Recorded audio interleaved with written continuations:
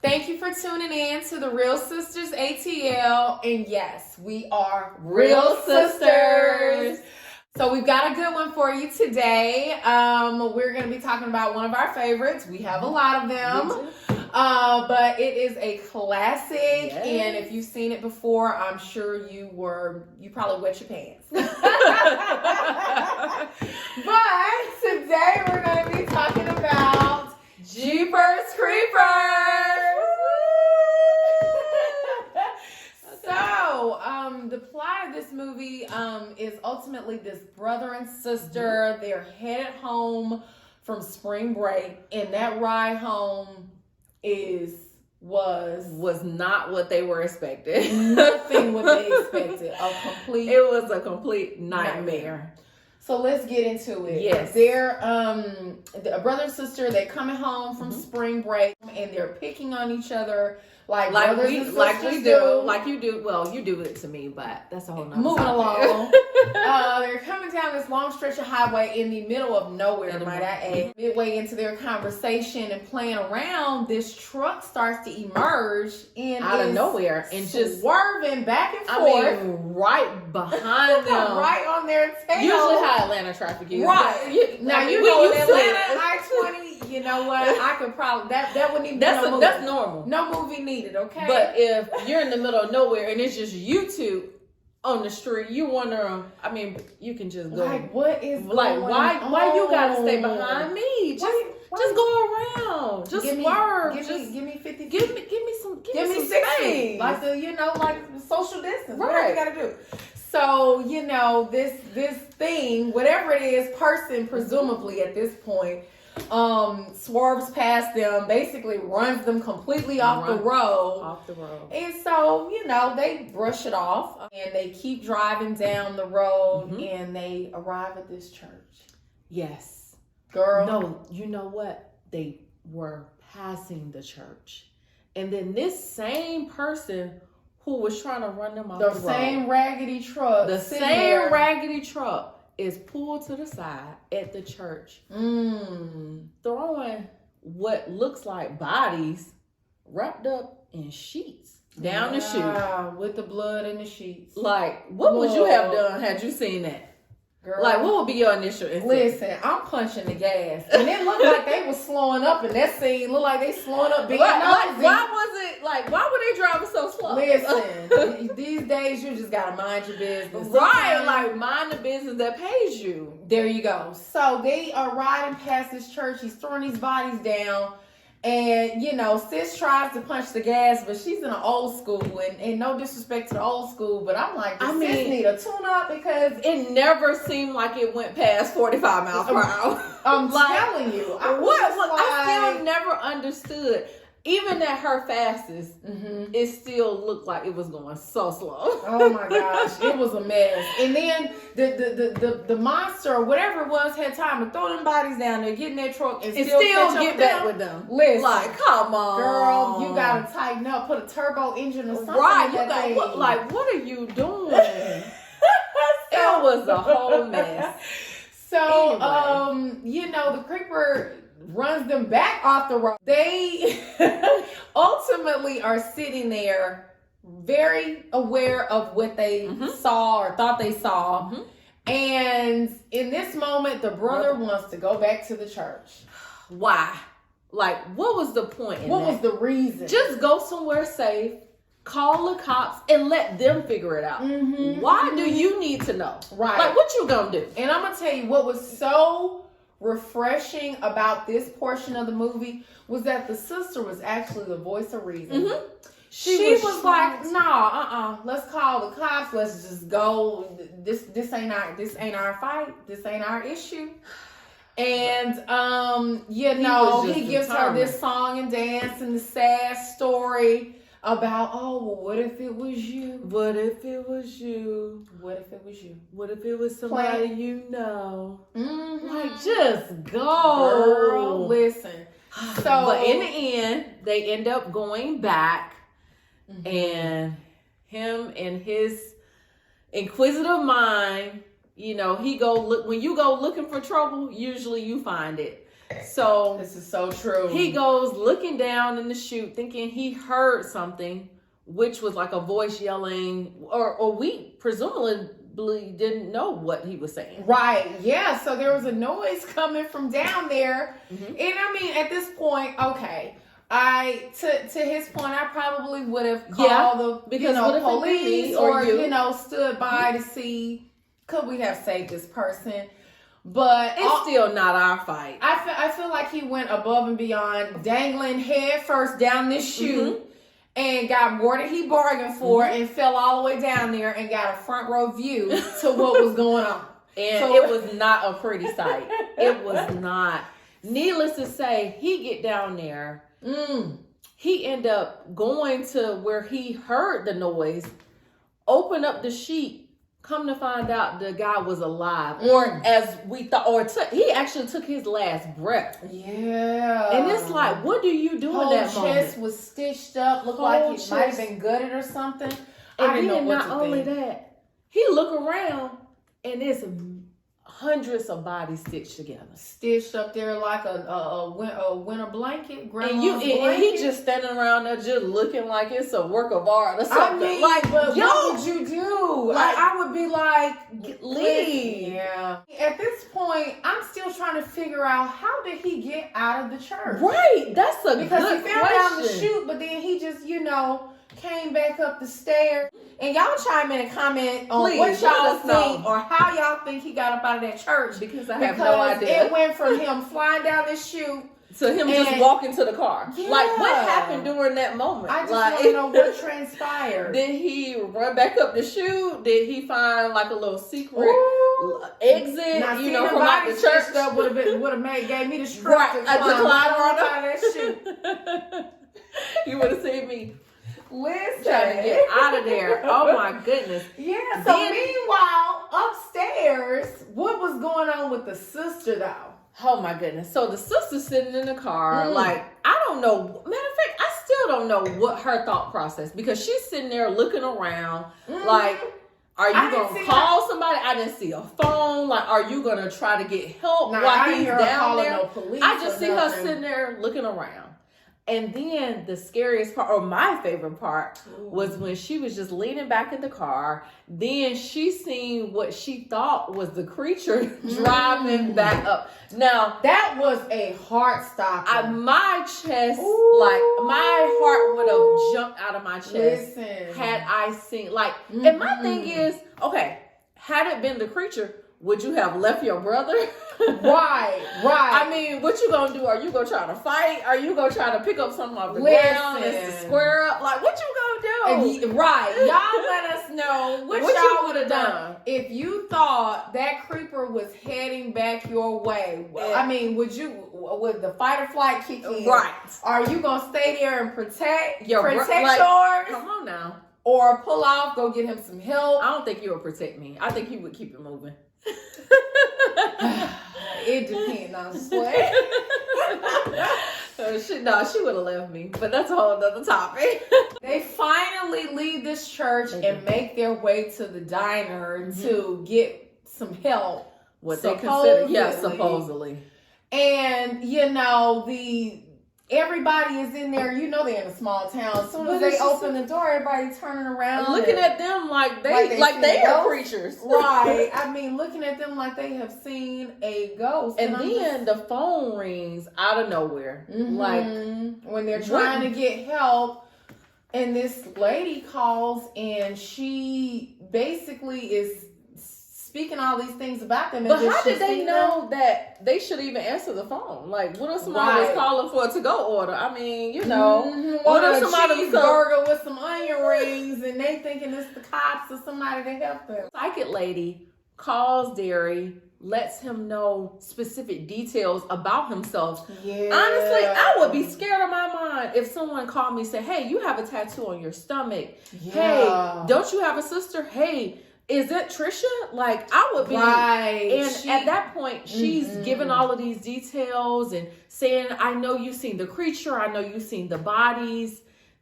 So at that moment, they're scared out of their mind because they don't know who she is, how she knows what happened. and what they should do next. Right. Yeah, those premonitions were really creepy to me. And just talking about like the cats, and especially when she played that song, the Jeepers Creepers song. And she said, so you hear that song, you run. Oh my gosh. She said it with so much passion. I was just like, listen. I had my ears peeled for that song because I was just waiting on that song to come on and for him to jump out. Right. It just started. I didn't know what to expect.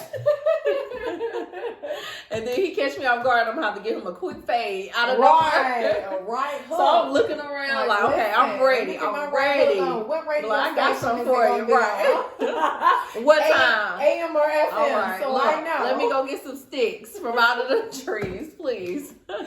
But in any event, they leave the diner because the lady, the waitress, shall I say, comes in and say, hey, it's this creature or this person smelling your clothes, like, and then you come out, like, what would you do? You come outside, all your clothes laid on the ground, just and somebody telling you that somebody been sniffing your clothes. Wow. Like, I said it looked like he was liking it too. Oh, now that's some creepy, weird fetish stuff going on. Creepy mess. I don't know, like dirty laundry. I don't know about that. I don't know about that either. So moving along, they're making their way down another long, dark stretch of highway. It just in the middle of nowhere. And you notice, what other cars did you ever see driving past? Yeah, I didn't see too many other cars in this entire town. Even at the diner. Yeah. Did you see a lot of cars I didn't compared see to the people that was in there? It was like 20, 30 people, but no cars. You know, they say small towns, everybody know everybody. They might have carpooled. Right. They could have got the truck and just hopped in the whip and said, hey, let's go get some breakfast. Let's all go get a cheeseburger. So they're driving down this highway and the police are trailing them. And, you know, the brother decides he wants to listen to the radio and starts, you know, sometimes when you're in small towns, you gotta listen to the radio and you have to try to figure out the channel that is gonna play the music that you want to listen to. Exactly. And in the midst of doing that, he comes across this Jeepers Creepers song that the psychic lady told him about. It was a more modernized version, but he knew exactly what was coming. Because in the beginning, or when he first initially talked to the psychic lady, she let him know, be on the lookout for that song. So he already knew as soon as the song came on, it was go time. So he was looking around, he was ready, like, hold on, this is the song. Like, what's next? Like, what is going on? Yeah. This is the song. Little do they know, they sitting there arguing. She don't know what's going on. She was looking lost with the lady. She's looking around like, huh? What is talking about?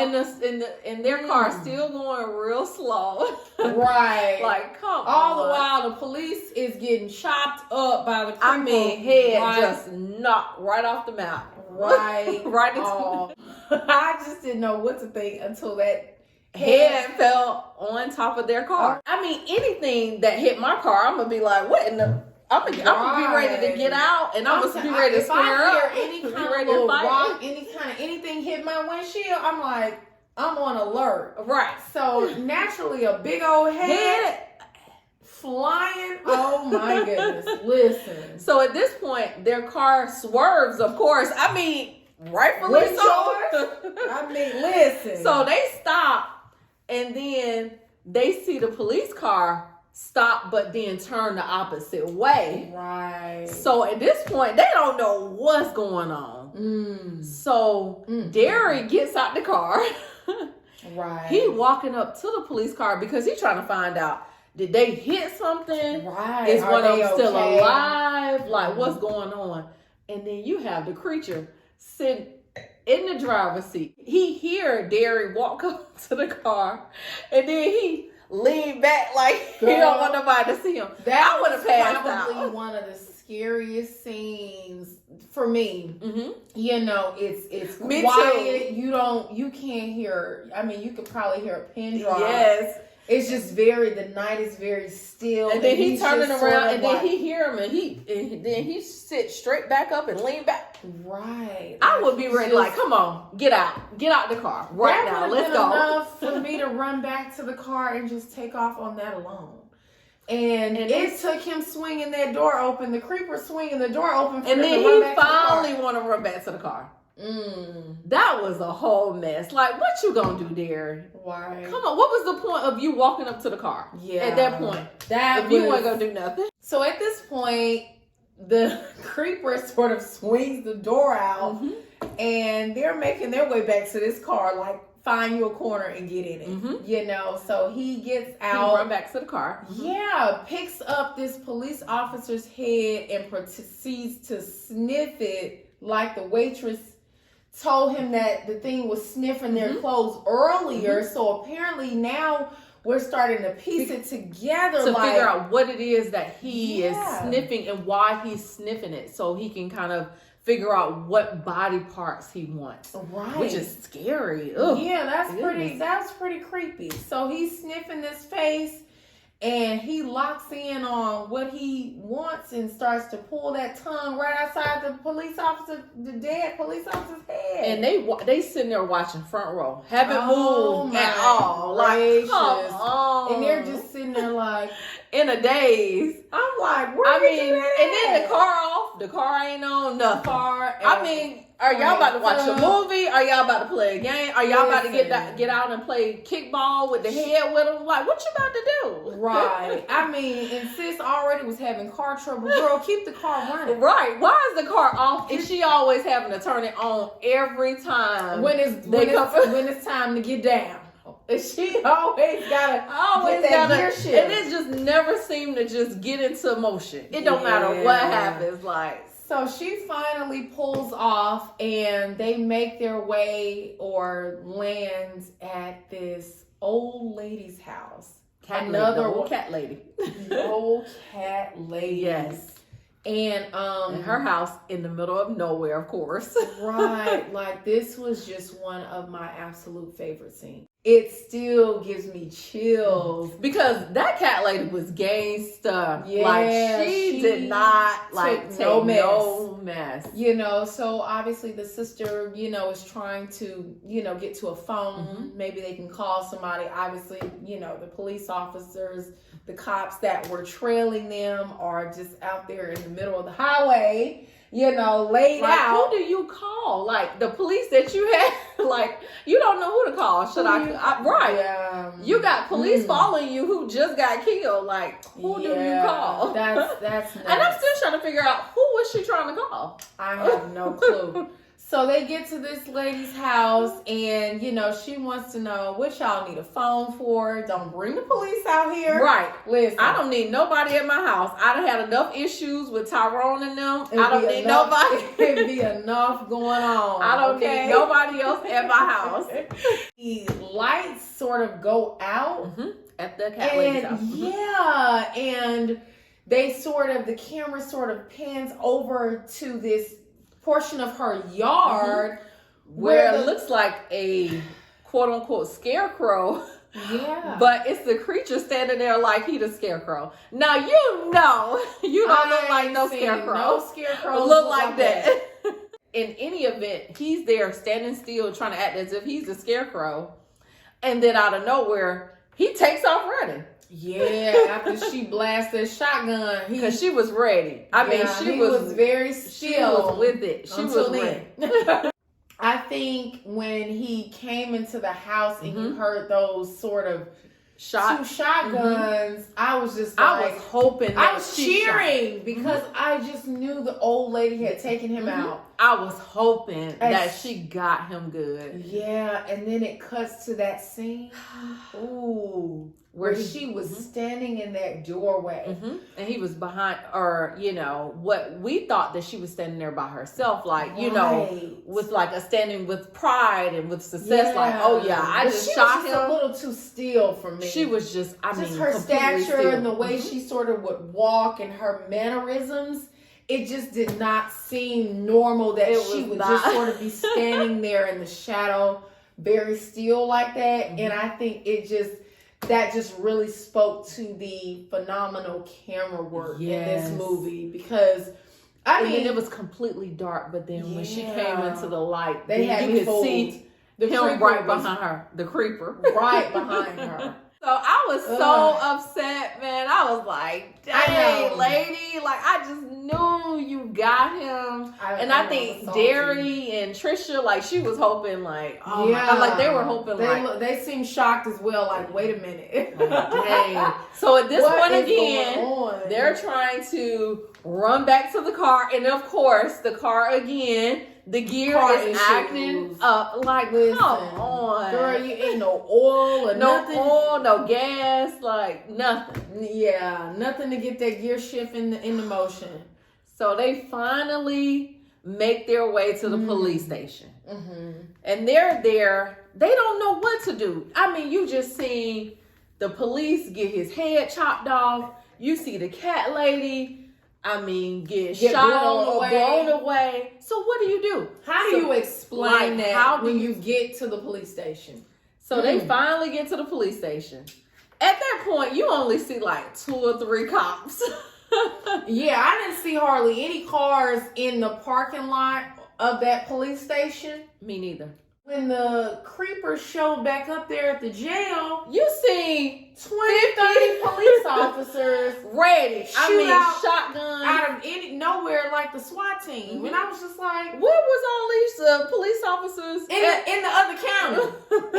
When they were waiting all day for them to come and check it out at that church and, show up to the diner somewhere. Anywhere. All those scenes. At the end of the movie. Everybody want to play hero at the end of the movie. Yeah, when it's all said and done. Everybody want to come out with a cape and play hero. Needless to say, they tried. They really tried. But they were no success compared to that creature. Because it don't matter what happened with that creature. Even with the help of the psychic lady. Like, she showed up and I just was really hoping that she was going to sort of whisk them off somewhere. Yeah, like at least if she knew all of the details, she would know at least how to kill the creature, or maybe a secret hiding place, or the winning lottery numbers. Since she had all of these premonitions, I was like, "Well, girl, what's the lotto number? Well, can you get an airplane or something to get us up out of here? Like, do you see a big old White House? I'm like, do you got a son or a brother or something that can come,